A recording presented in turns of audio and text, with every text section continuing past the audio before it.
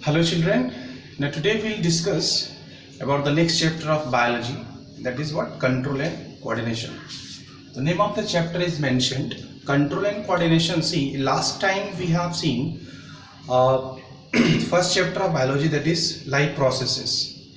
But in this chapter we'll try to see so many different organs like heart, like lungs, like spleen, liver, kidney, how they are functioning. And what is important part, each and every organs of the body is functioning simultaneously without disturbing to functions of others. So it's very clear that in human body something is present which try to coordinate and which try to control the functionings of different organs, and what is they are called controller. So as per the name, control and coordination of the chapter, something is present inside the human body which try to coordinate the functionings of the different organs of the body. And there are two systems present in the human body. The first is nervous system and the second is endocrinology, hormones. Both are responsible for coordinating and functioning the different other organs of the body. So here, if we see the control and coordination in case of plants, so in case of plants, control and coordination is performed by phytohormone. Phytohormones. Simple phytohormones means plants hormone. What is plants hormones? Plants, the hormones, the chemical substances which is secreted inside the plants are called plants hormone or the phytohormones. And see, there are different kinds of plants hormone. The first is auxin, auxins. Second is gibberellin, cytokinin,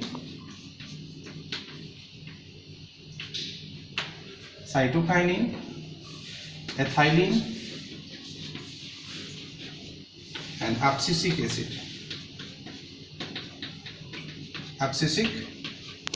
acid. So 1, 2, 3, 4, 5. These are the 5 types of plant hormones or phytohormones. See, among these 4, if I talk about, these 4 are responsible for growth of the plants. If we talk about auxin, gibberellin, cytokinin and ethylene, they are responsible for the growth of the plants. And the last one, that is abscisic acid, it is called growth inhibitor hormone. It is called growth inhibitor hormone. This 5th one is not responsible for the growth of the plants. So what is important, that we need to see the functions of these one by one, these plants hormones. So if I start with the first one, that is what? Auxin. So if we see the role of auxin, see what is the natural name of auxin is IAA. This is what? Natural auxin. It's called indole 3-acetic acid. Indole 3-acetic acid, it is the natural auxin. It is synthesized at the apex of the shoot. What is apex of the shoot? It means light as a stimulus is also required for the synthesis of auxin. Overall, auxin is what? Acidic, slightly acidic in nature. And these auxins are synthesized at the shoot of the, we said apex of the shoot. If we see the functions, auxin is responsible for cell elongation. And cell differentiation. Cell elongation and cell differentiation is the main function of auxin. Apart from that, this auxin is also responsible for the growth of the fruit, and still it is responsible for the expansion of what? Cell. This is what? Auxin. If you say 2,4-D, 2,4-D is also It's a type of auxin.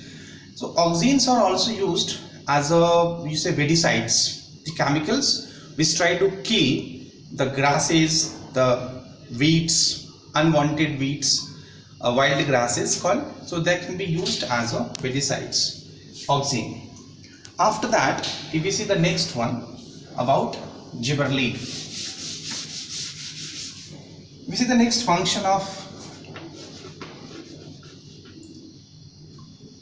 gibberellin.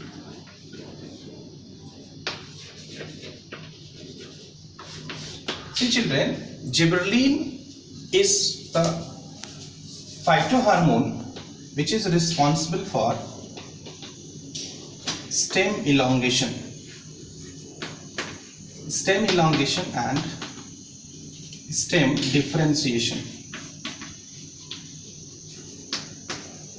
Stem elongation and stem differentiation. It is responsible for the growth of the stem part. Now very important, this gibberellin is also responsible to break dormancy of seeds, or you say buds. So this word is very important. What is dormancy? Dormancy means suppose a bud or seed is growing naturally, but all of a sudden the growth of seed and bud stops. So that phase is called dormancy phase. Dormancy for that seed and dormancy for that particular bud. Means it is a phase when developing seeds or buds, the development totally stopped. So that gibberellin is responsible to break that dormancy. It means it's responsible for growth and development. Clear? This gibberellin is also responsible for the growth of the fruits, and it helps in the opening of the flowers. What is anthesis? It helps in the opening of the flowers. So this is very important function of gibberellin. Now after that gibberellin, if we see the next hormone, cytokinin. Cytokinins, these are the phytohormones. If we see the main function of this cytokinin, this is responsible for the cell division. You must remember, this is very crucially important function of this cytokinin. It is responsible for the cell division of the plant. Clear? Apart from that, this cytokinin is also responsible for breaking of the dormancy phase of seed and buds. It is responsible for expansion of leaf. This cytokinin is also responsible for expansion of leaf. It is also responsible to increase the transpiration rate in leaves. You know, transpiration, excessive loss of water from the aerial parts of the plants. What is excessive loss of water from the aerial parts of the plants is called transpiration. So cytokinin is responsible to increase the rate of transpiration. Clear? As well, it inhibit the process of abscission. So that process of abscission I'll explain at the last one. It inhibits the abscission process. Now coming to the fourth type of phytohormone, that is what? Ethylene.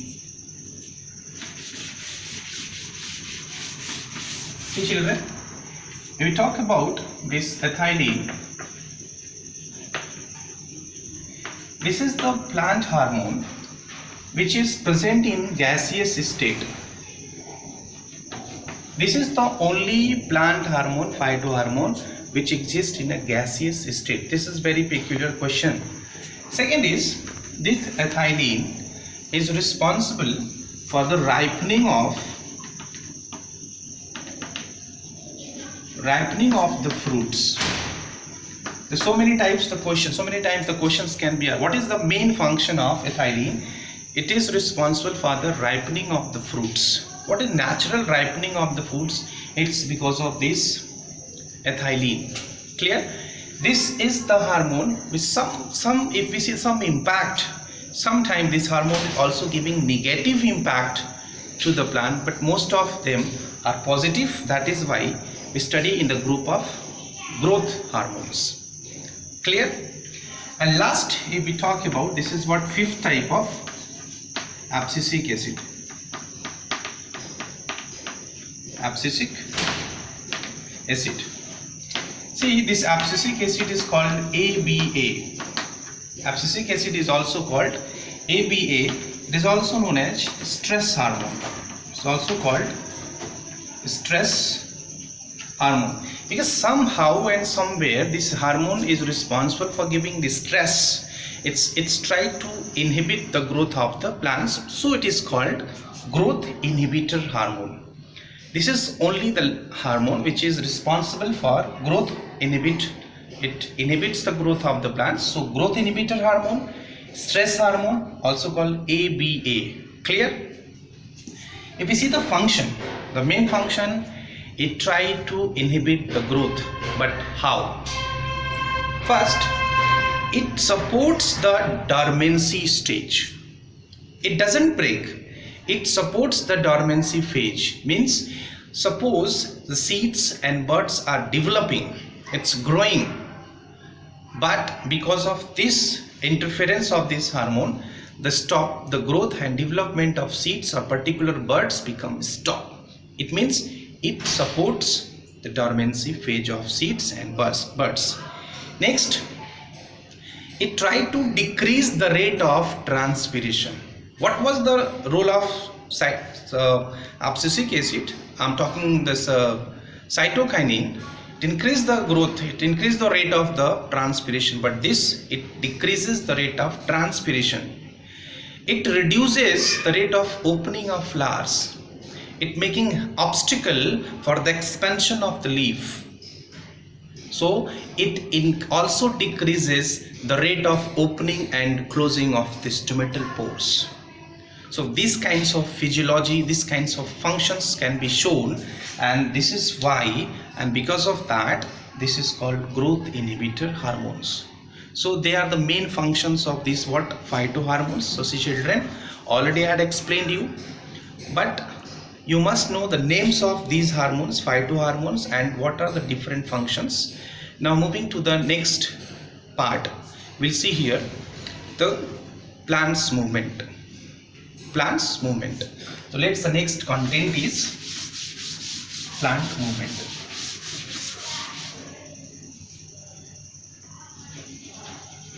Movement in plants. Movement in plants.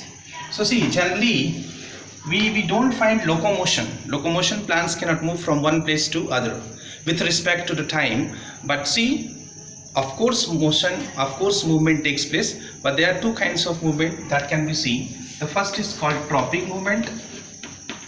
Tropic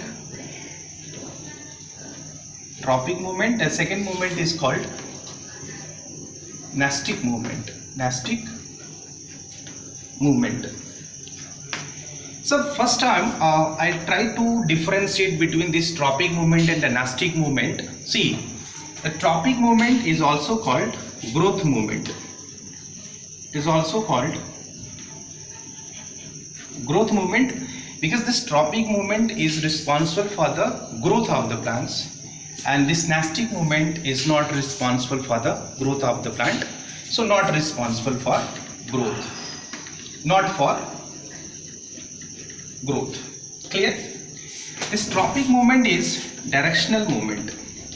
What is directional movement? But this is non-directional movement.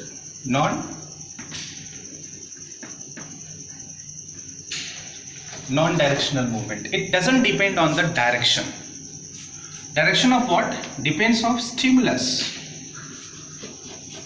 Stimulus plus is what? Irreversible and permanent. If growth takes place, it doesn't come back. It cannot be reversed back. This is what?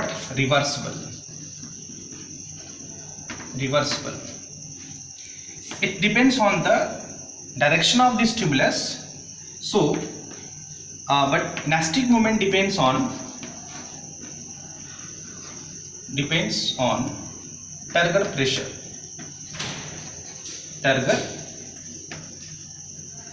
pressure, but the tropic movement does not depend on the turgor pressure. Clear? So differentiations can be asked. So you must see, this is responsible for growth, this is not responsible for growth. It depends on the direction of the stimulus, it doesn't depend on the direction of the stimulus. It is irreversible, this is reversible.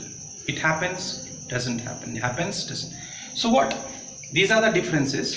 Here I would like to explain you that this tropic movement or tropism is of different types, but on the basis of different kinds of stimulus. So on that basis of stimulus,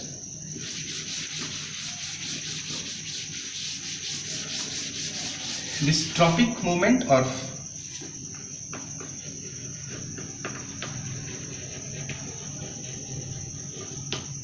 tropic movements, the first is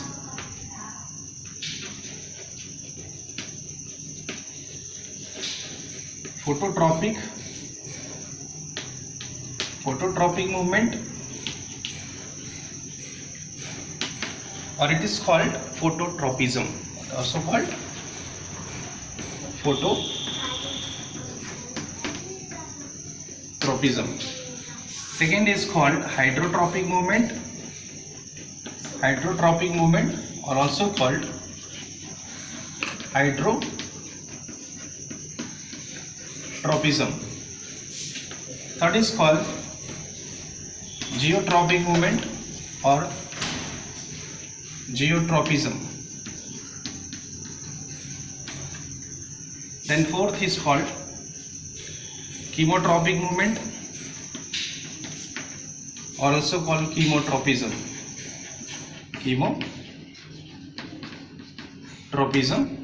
And then fifth and last, thigmotropic movement and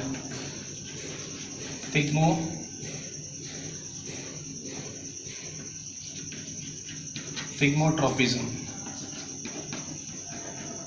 So see, the first case, phototropic movement, the movement of the part of the plant which move in the direction of the light as a stimulus.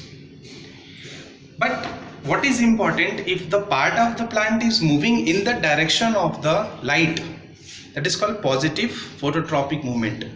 And if the part of the plant is moving in the opposite direction of the light, it's called negative phototropic movement. For example, if you take the shoot system of the plant, the shoot is moving where? Up direction. Aerial part of the plant is called shoot system. It's moving in the direction of the sun. That is, the movement of shoot system is the example of phototropic movement.